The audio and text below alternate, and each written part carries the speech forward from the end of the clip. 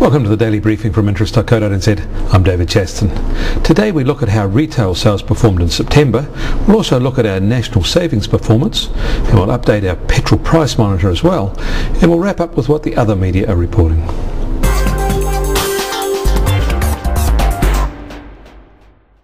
Retail sales, other than for motor vehicles, grew at a very slow rate in September, less than 4%, and that is unusual.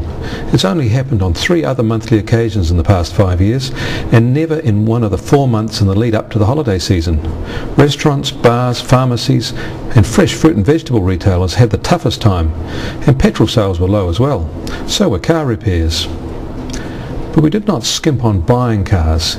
Even though the amounts we spent did decline somewhat from August, we still spent more than last year, up over 5%. Overall, there is plenty of evidence here that retail demand is moderating. It's not collapsing, and there's still room for a pickup in the months to Christmas. But household budgets are getting stretched. Higher mortgage and rent costs and the prospect of even higher payments in these areas are causing consumers to pause somewhat. In coming months, it would not surprise us if the impact of the falling wealth effect from stable or lower house values keeps a damper on retail enthusiasm.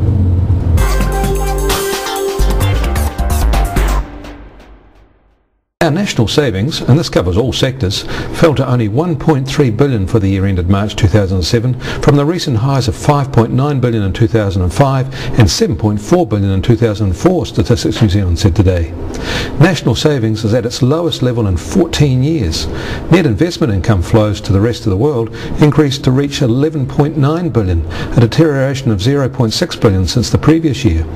Over the past decade, net investment income to the rest of the world rose 63%.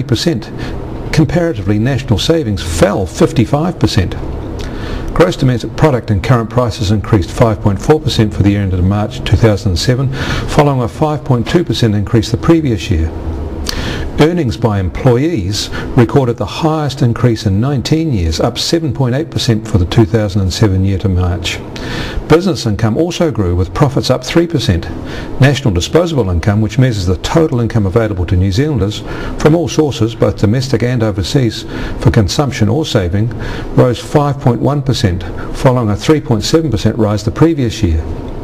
But as the savings data shows, we are spending almost all these earnings.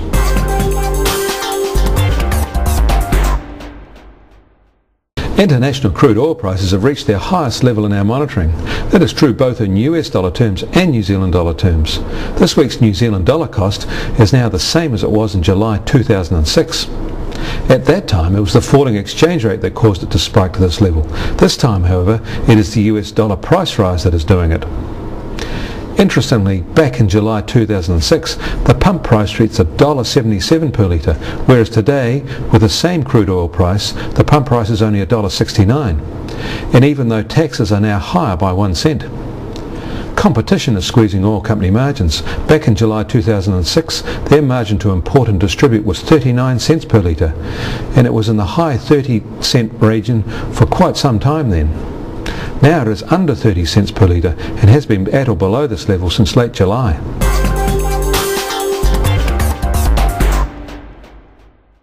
New Zealand has overtaken Britain for the first time as Australia's main source of permanent new migrants, with nearly 3,000 Kiwis crossing the Tasman every month. Bank of America is the latest international bank to reveal it will have to write off billions in bad debts and warned that its losses could grow. Allied Nationwide Finance has announced it has engaged Standard & Poor's to undertake a credit rating on the company in early 2008.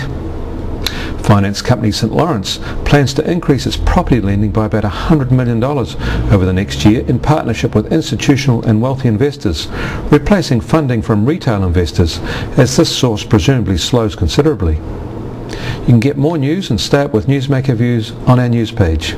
Join us again tomorrow for the freshest finance news on the web. We'll see you then.